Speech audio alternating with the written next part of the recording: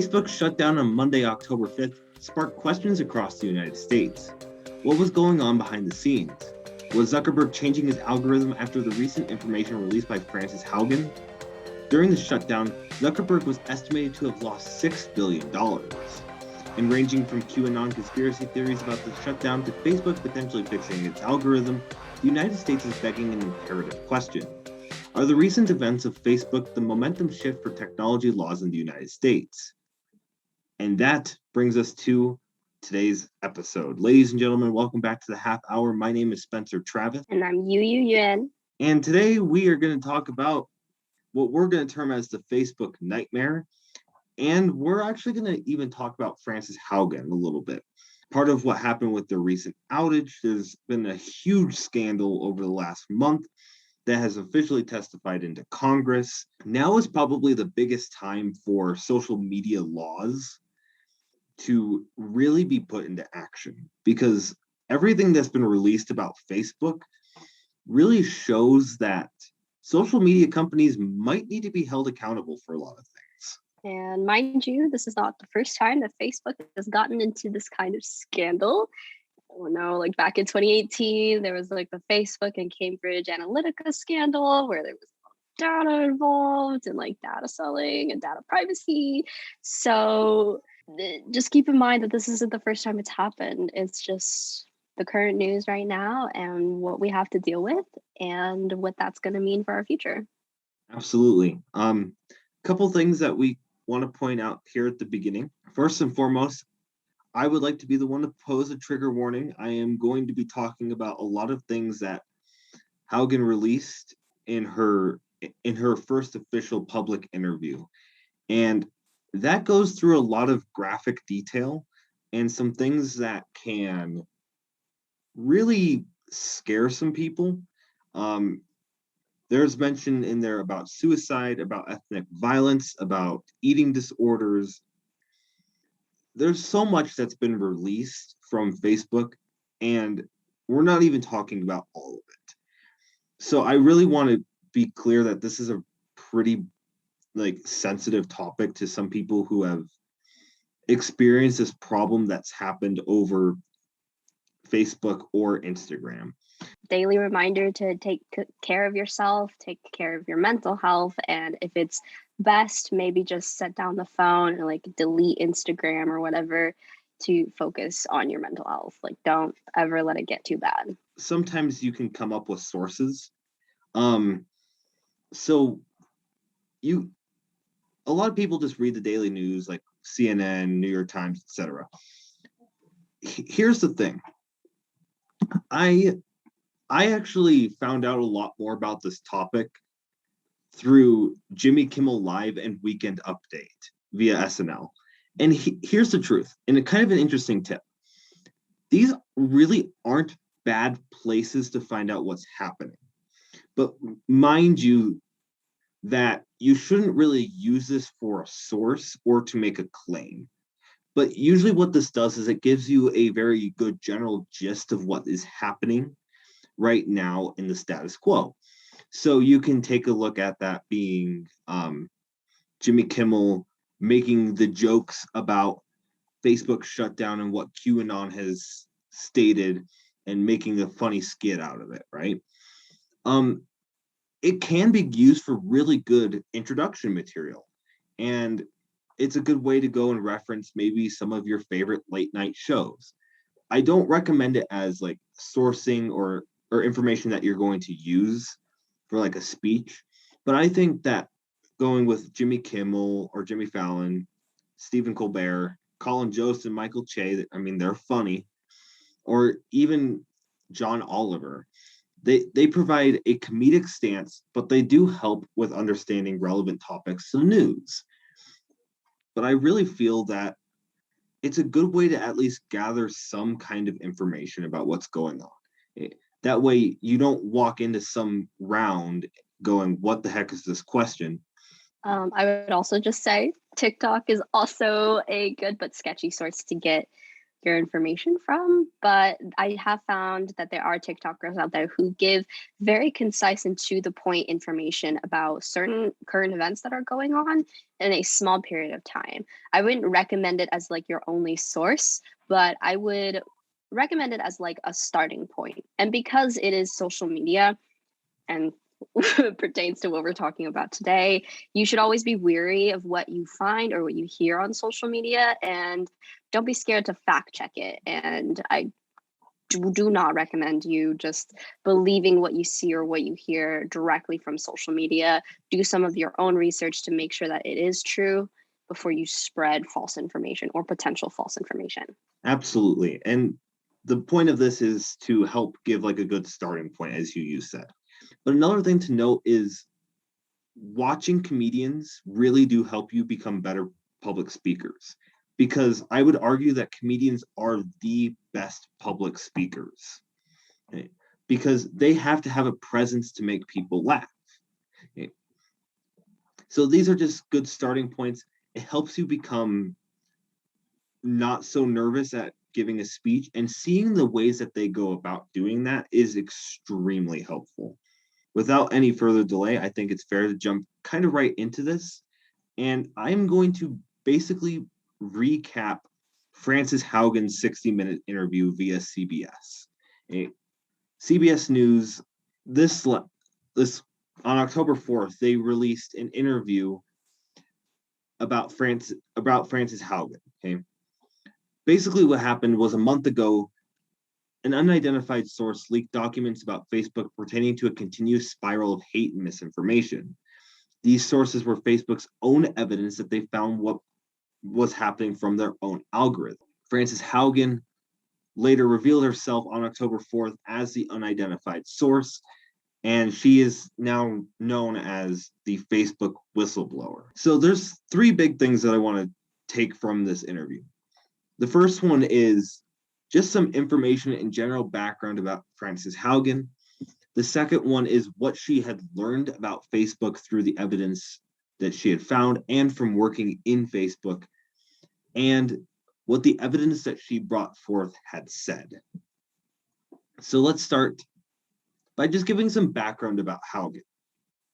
Haugen is originally a data scientist from Iowa. She earned a degree in computer engineering and a Harvard master's degree in business.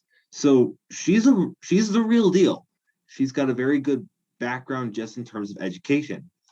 For 15 years, she's worked in tech companies for Google and Pinterest. And that says a lot about her background in technology and understanding software, understanding algorithms, and especially from a business point of view, you know how to be able to sell that to different customers and being able to show how to make it better. Okay? Because business isn't just about like selling it to different people, you understand the operations behind it as well. In her time that she was in Facebook, she claimed that it was worse than Google and Pinterest. She was recruited by Facebook in 2019, and one of the things that she wanted to do was combat misinformation. And the biggest reason is because she had lost a friend due to an online conspiracy theory. Enough said, it's a pretty important deal to Haugen that misinformation is combated. And she was basically assigned to the civic integrity group. But after the 2020 election, Facebook decided that civic integrity really shouldn't exist. And what Facebook did was it dispersed it among many other groups that work within Facebook. And then later, the insurrection at the Capitol happened. In 2021, she secretly copied pages from Facebook with evidence that claimed that Facebook was not doing its role of stopping misinformation, hate crimes, etc. And basically, the goal was to find it in a discreet way that no one could believe that the topic was real. And that was her own quote. Her intention here was to show that what she wanted to do wasn't actually happening. And Facebook, in essence, really was not being as transparent as it should be, considering the impacts that have happened. During her time, and from the evidence that she collected, there's some things that she learned about Facebook. The first is the conflicts of interest between what was good for the public and what was good for Facebook. And what was found is that Facebook continuously chose to be on the path that would be best for itself. So rather than being able to benefit society, instead, Facebook was benefiting itself. Now, in some ways, we can make an argument that this is not the first occasion that something like this has happened. Businesses may take paths to try to benefit themselves so they can be able to keep their doors open and to be able to make a profit. But in the instance for what Facebook was doing, the good of the public may actually be in the better interest for Mark Zuckerberg. The problem that really happened, though, was a change in its algorithm in 2018. So, quickly to define algorithm in terms of Facebook's algorithm uses a system where people see, like, and comment. So, you scroll through Facebook and you like a certain post, or you comment on that post, or even share that post. Facebook sees that and develops an algorithm to keep you seeing those same things. Okay. And this is what generates your ads. This is what generates what you're going to continue to see at the top of Facebook. Okay. The amount of engagement and the posts that people engage with the most is what people see on Facebook. So that's just a quick summary of what I just said. Okay. Facebook optimizes the engagement of people, and what they have found is that it's easiest to engage people to emotion. And one of those emotions tends to be anger. So they find that if you continuously experience emotions on Facebook, then you're going to be on Facebook for longer. And that is a way that Facebook can make more money. So it's an interesting business practice, but that's based on how their algorithm has changed. So here's a really good example.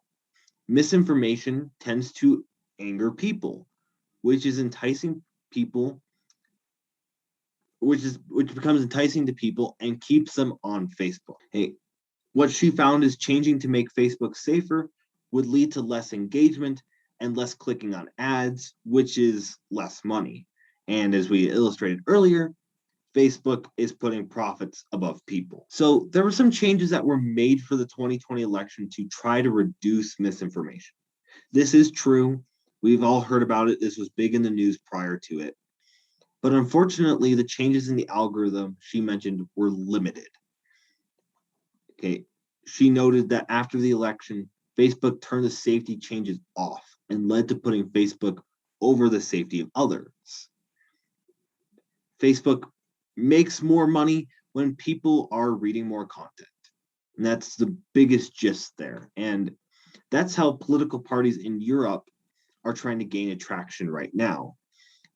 These parties in Europe are trying to gain more traction to people because they have to post negative content through Facebook. And this is kind of scary because that means that something is going wrong. And Facebook is trying to benefit off of people's emotions. And unfortunately, those emotions are being conveyed in more of an angry tone. Here's what the evidence that she brought forth stated. Facebook combats only about 3 to 5% of hate and less than 0.6% of violence and incitement.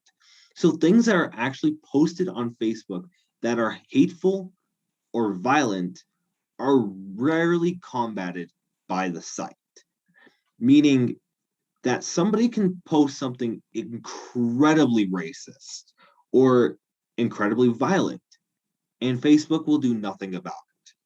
But they've known of this problem since the establishment of this algorithm in 2018. Facebook has had hate speech, divisive political speech, and more that are affecting societies across the globe, one of which is the ethnic violence that's happening in Myanmar, where Facebook's own evidence shows that the military used Facebook to start the whole problem. So the social media site has become a source to start ethnic violence in other countries. Facebook was also used to spark the January 6th insurrection at Capitol Hill. And some of the posts that were posted on social media stated, quote, by bullet or ballot, restoration of the republic is coming. Or, for freedom's sake, form a militia. Or, fair warning, if this election is stolen for Biden, patriots will go to war. And this started a massive rally that happened on January 6th. On top of that, Facebook has a board that employees can post to. And some of the evidence that Haugen copied and released to the public after the insurrection wrote this by their employees. Haven't we had enough time to figure out how to manage discourse without enabling violence? Or colleagues cannot concise working for a company that does not do more to mitigate the negative effects of its platform. In essence, the employees realize that Facebook is being used for dangerous reasons, and it has complete evidence from its own company that it's starting things that are incredibly dangerous. But this isn't just seen from Facebook, this is also seen on Instagram. And she notes that through Instagram, right now, 13% of teen girls that are using it are making thoughts of suicide worse. But even on top of that, 32% of teen girls felt worse about their bodies via Instagram. And this is because their own research through Instagram shows with eating disorders with teen girls that it causes teenagers to continue to use the app more, and that it only causes the eating disorders to continue to become worse. People who have thoughts about eating disorders will continue to scroll through Instagram and find that their only way to solve the problem is to continue to use the app that's making their problem as bad as it is already. And this evidence is pretty depressing. And the fact that it comes from its own company, and the company has physical research and paperwork that says this is what's going on, shows that the company has been operating with a really bad system. It's really trying to make as much money as it wants without the care for individuals that are on its site. And I 100% agree with that. Like, we've seen problems with Facebook just allowing fake news to circulate or allowing echo chambers to happen. And it really allows right wingers and more extremist groups to kind of cultivate this kind of culture that makes it really dangerous. But it also affects like our society just generally with everything that is being posted about. It is really hard, especially in like a time of COVID when we're like stuck inside, and the only form of entertainment that we seem to gravitate towards is social media. And it's hard to kind of stay away from that and like take care of your mental health at the same time. And Facebook has said that they're trying to have more proactive ways to combat that issue, but we haven't seen those changes. And I guess the most recent thing that we have seen in terms of like fake information and more doing more to fix that issue on their platforms is the little tab at the bottom of like Instagram posts where it's like, for more information, go to the CDC website when talking about like COVID-19. But I think that's something that they could do for everything. And I think it's something that is in their capabilities to do anyway. But other than that, there's multiple scandals that Facebook has been involved with. And we're not just talking about like the Haugen and what she brought up and her being a whistleblower about these issues.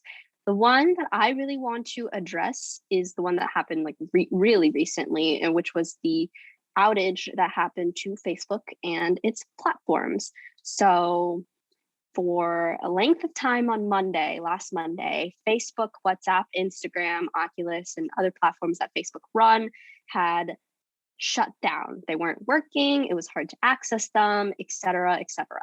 But we should really break down the technicalities of what happened before diving into the backlash that Facebook got with this, along with what that means for Facebook later on in the future. But again, when this crash happened, Facebook specifically had to come out and say that it was not a hack, it was not a data breach, it was just a problem or a bug in their system that was causing the system failures. And we could dive into like a whole nother episode talking about all the conspiracy theories that have been brought about from this outage, but that would take way too long. So if you are really interested, like DM us, maybe we'll do an episode on it, or on your own free time, you can look it up yourself. But nonetheless, it did cause quite a bit of damage to everyone and even major companies, but more specifically smaller businesses that use their platform to sell their products. So there are estimates from Internet Society and NetBlock that this cost the US economy over $230 million. Yeah, $230 million is a big sum, but this is only just to like the United States economy. Think about all the other economies where small businesses are being ran through these platforms. So I'm really talking about like Nigeria and like Latin America. Their economy was probably hit really hard too. And this also has caused problems on the social and international level too. In places where Facebook's app, like WhatsApp, is their primary source of communication, it was detrimental. And this was the case for Nigeria, where people were freaking out about not being able to communicate with their family members. And while this doesn't necessarily sound bad, it was pretty bad. It was enough to make Nigeria realize that they might need to turn to other sources of communication, other forms of communication. And this wasn't just happening in Nigeria. Latin American countries also had the same problems too. And with what I've read, it wasn't just a case of like, oh, I can't talk to my sister, this sucks.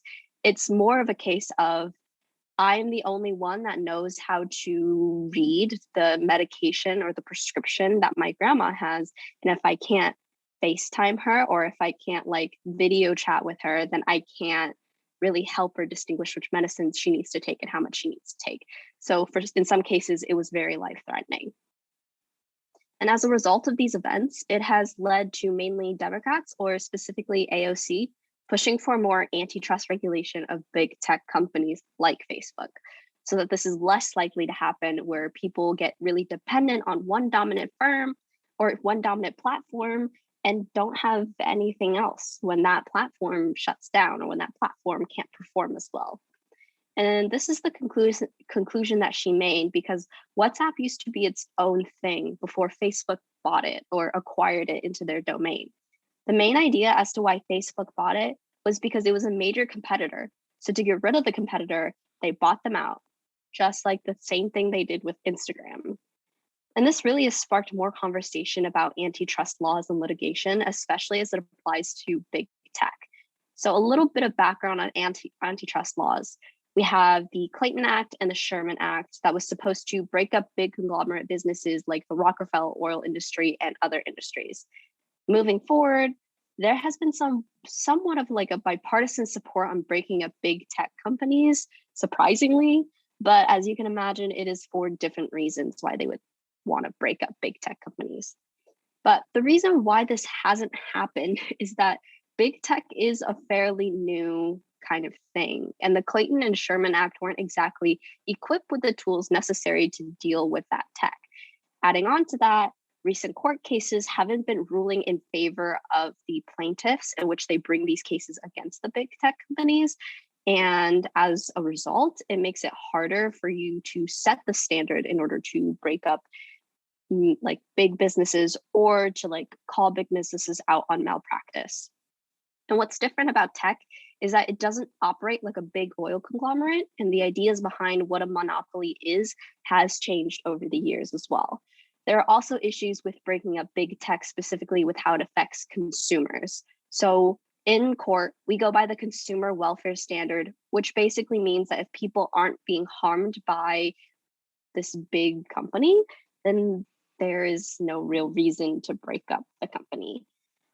So now, recently, because of the scandals that Facebook has been in, along with the recent outage, it makes them more susceptible to a breakup. It gives people more evidence to use against Facebook. However, some analysts don't believe that these scandals will do anything to Facebook, while others think it might actually break up Facebook for good. But then that opens up the door to what or who is next on the list of big tech companies to break up, and probably a whole nother lengthy debate about what it means to break up and have like antitrust laws in effect. It's really interesting to see how Facebook is going to respond and proceed with both the scandals that Haugen brought to light and with the recent outage that they had too. There are a lot of unknowns with the future of Facebook and what they're going to do, but I'm very interested to see what happens next in this story. I completely agree. The next things are definitely what's important to pay attention to. I think one of the things that's really interesting about this whole scenario is this outage happened the day after Haugen released her or came out and said that this is a really big problem. Hey, and the reason why I mentioned that is that seems like some kind of suspicious move. And it's not our job to turn around and spark anything. But the fact that it happened right afterwards is very odd. It's not something that you think Facebook could have planned. And yes, we can save conspiracy theories and other stuff for a different episode. Like you said, if you want to learn about it, DM us. But there's some statements out there that are mentioning like employees are not being able to get into Facebook when the power is down and when they're claiming that there is a bug in the system. So what's really going on behind the scenes is what can look like Facebook is trying to cover its butt, right, over what's going on. Yeah, again, it's just basically more information that can be used against Facebook, or maybe like more evidence that they could use against Facebook to potentially break them up. But with that being said, it does lead us to these questions from Extemp Central that we're going to talk about. The first one that we have today is, does the US need a technology bill of rights? And I'll go ahead and jump on starting that. And this is kind of an odd question as I started doing my research on it. Because the question really is, what is a technology bill of rights? And maybe what would it consist of? So here's kind of how I'm just going to start with a little bit of information, okay? First and foremost, a technology bill of rights has actually been a widely debated topic since 2001. Okay? It has ranged from protecting people with disabilities to consumers to e-commerce to there's a wide range of it. Okay. Something that I did link is a consumer technology bill of rights that did pass the House in 2002. Okay. We are going to anticipate that to be different from what a technology bill of rights would be. And actually, I think the first question, and I think we should both discuss this first before jumping into how we would answer this. I think the first question to ask is, what would consist in a technology bill of rights? If we were to go, if Congress was to go out and establish one right now, based on the recent events of Facebook, and I think we should keep it to that, what would be consistent in a technology bill of rights? I'd like to ask you that question first. Yeah, so I guess it's really important to also consider before answering the question too, because you do need some sort of definition that makes sense. And also, is it too complicated where that like drags your speech out to a very long time? So when discussing what like a technology bill of rights means, I guess the most basic definition or like basic example that you can bring up is that it's like our own sort of like Bill of Rights, but as it applies to technology. And I think what this question is trying to target is the idea of, just like our rights to be able to have the freedom to say whatever we want, to express whatever we want, and stuff like that. And it's always been a conversation that has been happening when we talk about big tech companies and what we can do to them, how we can regulate them, et cetera, et cetera. And so basically, I think what a technology bill of rights would do is to establish the rights and probably some of the limits that we have in those rights on social media platforms. But that is my take. Absolutely. Freedom of speech is probably the big one. The other one that I noted is a right to privacy. And that's been one of those big topics since the internet has come out, is privacy and security. That's two things that really hit hard in a technology-based topic. So when just looking at developing an answer to this question, I think privacy and security should be two of the biggest focuses and two of the main points within a speech, for example. It's something that really does apply when it comes to using the internet or maybe even coming to social media companies nowadays. So important to illustrate that, it would be very good to make sure that you explain what you think a technology bill of rights would be. Like I said, there's been multiple versions of it before and multiple things that have been discussed since 2001. So in answering this question, let's start with kind of a yes point of view. And I would say that I would hope that most people do answer yes. And the reason why is I think it would help solve the problem currently persisting with Instagram. And I think that Instagram is probably the better answer and better take on this question than Facebook. This would be shown through the documents that Haugen released from Facebook, right? And Zuckerberg would, in essence, have to follow these Bill of Rights. So there would be protections to ensure that people don't have to think of themselves in a negative manner or seeing them harm themselves. For crying out loud, people should be able to have just a regular day, like talking to somebody and not have to feel bad about themselves just in general walking across the street. They shouldn't be able to have that happen to them while they're on their phone, right? So it's a very similar idea. And establishing a technology bill of rights would probably be easier to explain it in the view of Instagram. It would help to impose government checks on Facebook or other social media companies to ensure their algorithm is working to protect people rather than harming people. And that's probably a pretty key point to this, is the public does need to be prioritized over profits. A way that you would answer this to be no is, well, let's just ask the simple question. Isn't this already established within our Bill of Rights? And I think that this one is the more logical answer. I think more people would go with no because the Bill of Rights basically already establishes a lot of the things that should be involved in a technology Bill of Rights.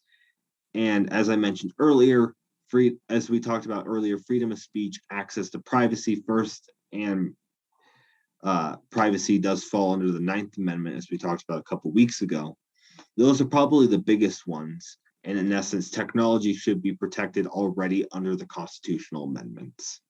So I think that most people would take a no answer to this, but I would hope that people think about this in a perspective that maybe a technology bill of rights would help clear up what should be allowed with technology. And I would hope in that way some people would go with yes. And just to add on to the answer of yes to the question, another thing that you could think about when approaching the question is just, why is it necessary that we have a technology bill of rights in the first place? So what I basically mean is, when you have seen debates over, big tech and the use of social media platforms, they always come back to disagreements about whether it infringes on your rights in the Bill of Rights already, or if it doesn't, or if it doesn't really apply because it's social media and there's not much you can really do, since everything is basically anonymous, or you can stay anonymous as much as you would like.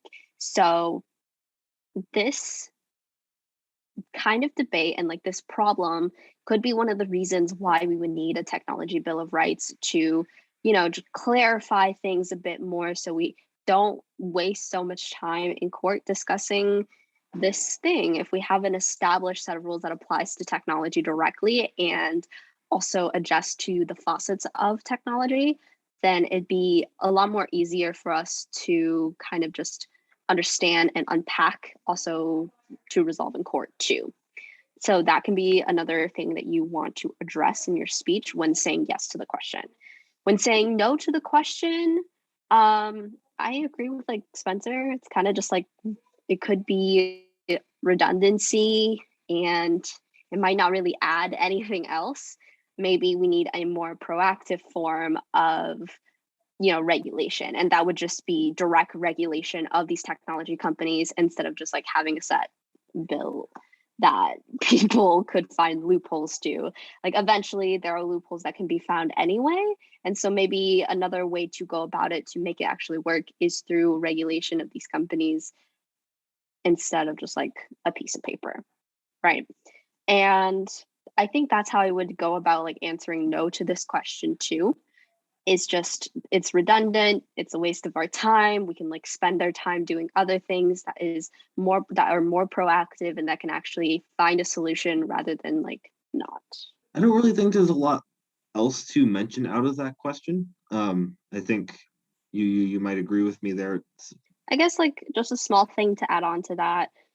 With this question, I don't think you necessarily need to, like look up, should we establish this like a technology bill of rights?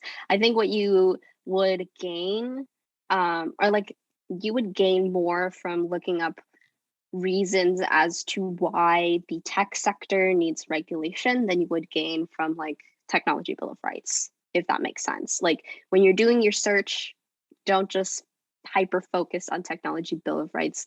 Focus on the reasons why you either would want one or reasons why you don't want one. If you're ready, let's jump to the second question. This one's interesting. This is an open-ended question.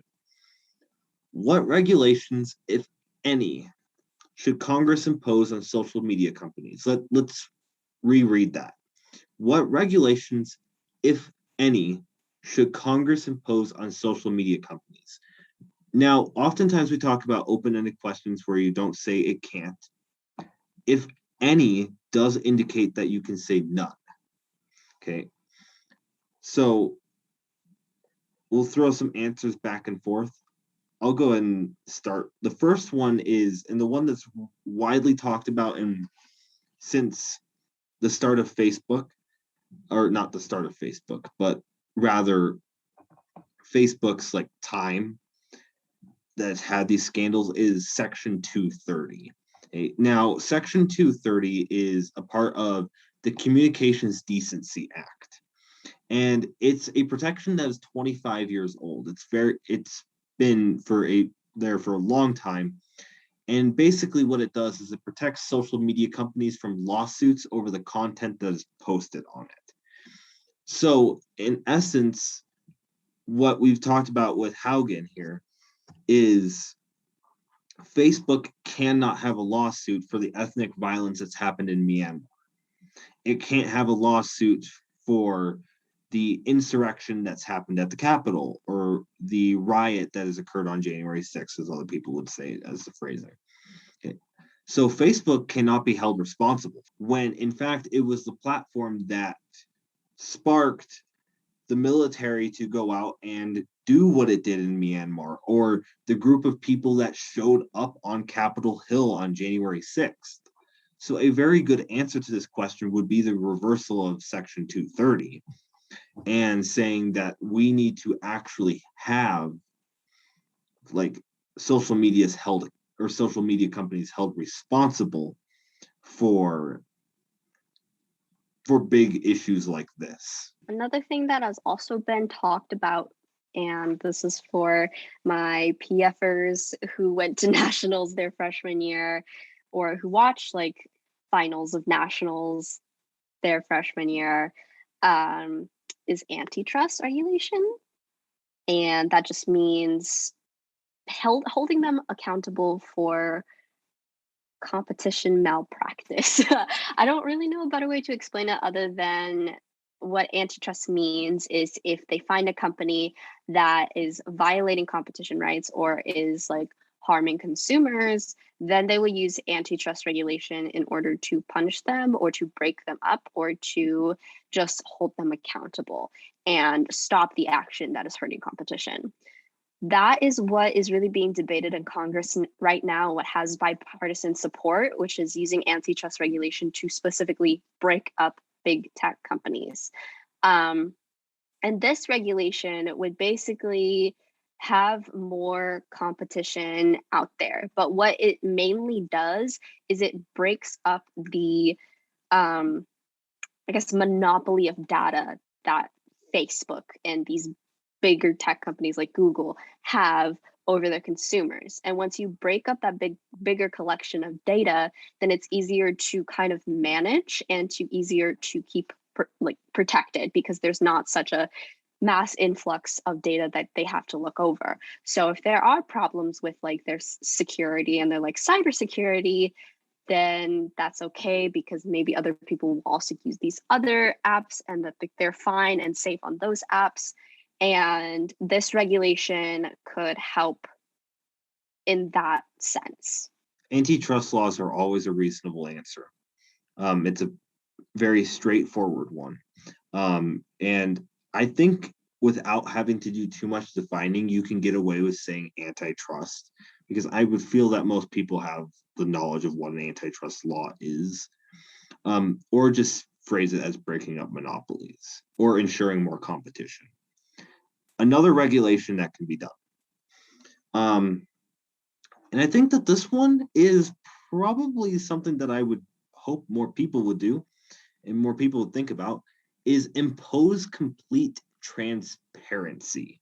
Transparency is a really important topic, especially when it comes to technology. It's not something that just appears. Social media companies, especially when it comes to Facebook, have been very bad about being transparent. And finding a way to become more transparent is a regulation that Congress can ensure for social media companies such as Facebook or Instagram. Transparency is something that needs to happen to help ensure that the public knows what is going on. But the problem with this logic is that either privacy or scalability becomes limited. It's very similar to like the economic principle of cost, or when you have a product, you have cost, the amount of time that it takes, and the quality. Okay. So something that has a very good cost and can be made quickly is not going to have a good quality for the product. Something that's got a good quality but takes a long time to make is going to be heavy on the cost side. It's kind of like that situation. It's a very similar idea. You have privacy, scalability, and transparency. So something that is more transparent can either lose privacy or lose its scalability within the company. And how this would work, in essence, is that transparency is paired with privacy. Because does Facebook really need to scale up more than it is now? No. And that's what we were just talking about, especially with breaking up a monopoly. So rather than breaking up a monopoly, what Congress can do is impose a regulation that ensures transparency with people's privacy. And I think that this is a very ingenious regulation that I think Congress needs to take. Transparency is really important when it comes to technology, and having a lack of transparency, such as what Facebook is doing, you may have privacy on Facebook, but Facebook is scaling up their company so much because first off, they're generating tons of profits based off of you continuously scrolling, but that means that they can hide big pieces of evidence. And I guess there is the final one where you can say nothing at all. I mean, like, I don't really suggest going down this route because I think there is like regulation that we can pursue that will actually make a big impact and like improve our society. But if you do go down the path of like nothing at all, some points that I would bring up is just that like, has regulation worked before?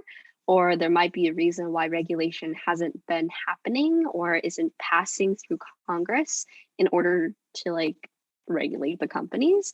And that might be just like a couple of constitutional problems with it, like it violates our freedom of speech. But another thing that I would bring up if you were to say like nothing at all would just be the problem of implementation in the first place. And what I mean by that is like, can you actually regulate this space in a way that solves many of the problems that it has?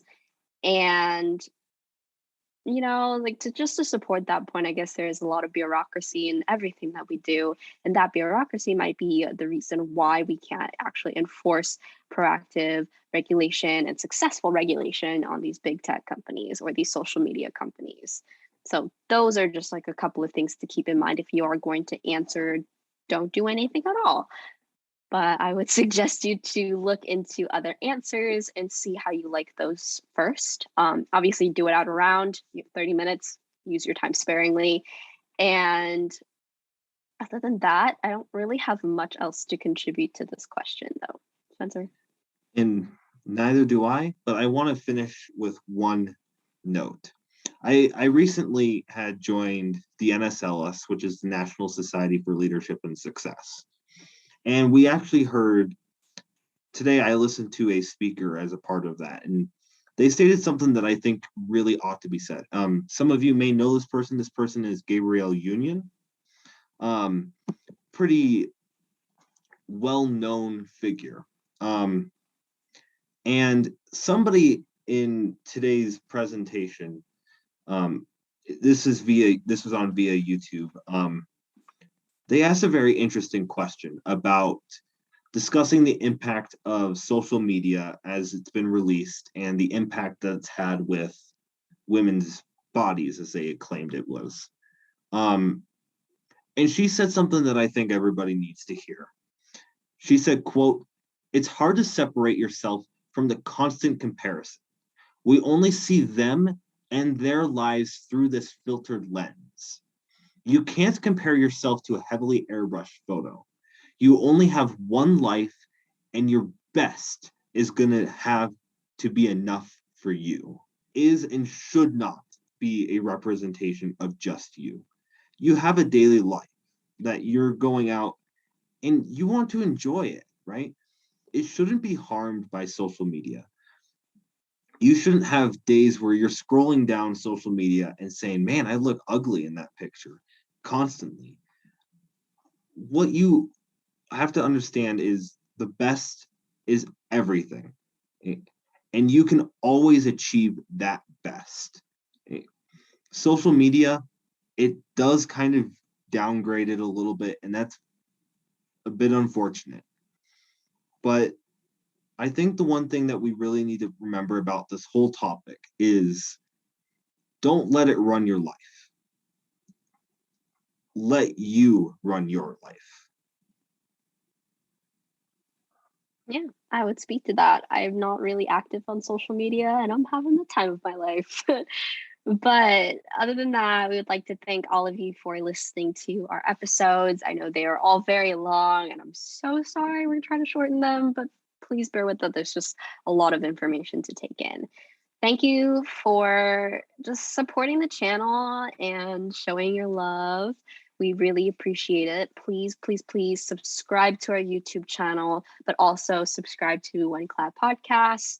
They have a lot of great information, especially for the speech and debate community. And if you are a new member or if you're a new coach, even, we have a lot of resources on there that helps you to like develop your skills and to also just like give you advice as you're trying to navigate this crazy, crazy world. But yeah, share this with your friends, share this with your family, share this with anybody that you know, share it with strangers. Other than that, let us know how we did. Let us know how you're doing. Get the one in the round, and don't be scared to contact us with anything that you would like us to cover or anything that you're really interested in. So if you have any questions, comment, or concerns, feel free to DM either me or Spencer.